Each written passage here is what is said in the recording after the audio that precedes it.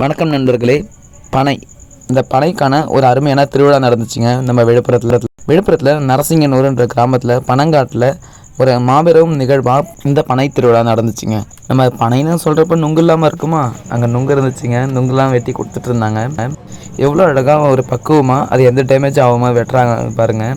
அந்த ஒரு நுணுக்கத்தை அழகாக கற்று வச்சுருக்காங்க. நம்மளுக்கு இந்த பனை மரத்துலேருந்து ஏராளமான உணவுப் பொருட்கள் கிடைச்சாலும் இந்த நுங்கு தாங்க எல்லாருக்கும் முதன்மையாக பிடிச்சதாக இருக்குது. அங்கே இருந்த அங்காடிகளில் இந்த பனை ஓலையில் நிறைய அழகு பொருள்லாம் செஞ்சுருந்தாங்க. ரொம்ப அற்புதமாக இருந்துச்சு பார்க்க. இங்கே நாட்டு காய்கறிகள் அங்காடியும் இருந்துச்சுங்க. இந்த அங்காடியை நான் பார்த்தோன்னே தெரிஞ்சுக்கிட்டேங்க. இது உங்களுக்கும் தெரிஞ்சிருக்கும்னு நினைக்கிறேன். இதுதாங்க எண்ணெயும் அடுப்பு இல்லாமல் சமைக்கிற உணவுகள் ரொம்ப அதி அற்புதமானது, உடலுக்கும் ஆரோக்கியமானதும் கூடங்க. இதுக்கு அடுத்த அங்காடி ரொம்ப அருமையாக இருந்துச்சுங்க.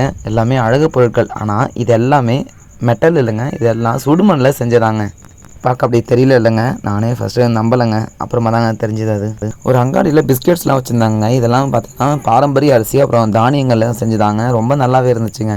இந்த பனை திருவிழா எண்ணற்ற பேருக்கு ரொம்ப அருமையாகவும் புதுமையாகவும் இருந்திருக்குங்க. எனக்கும் அது போல தான். மேலும் இந்த பனை திருவிழாவில் எண்ணற்ற நிகழ்ச்சிகள்லாம் நடந்துச்சுங்க. அதை பற்றின காணொலி அடுத்தடுத்து வரவிருக்கு. கண்டிப்பாக பாருங்கள்.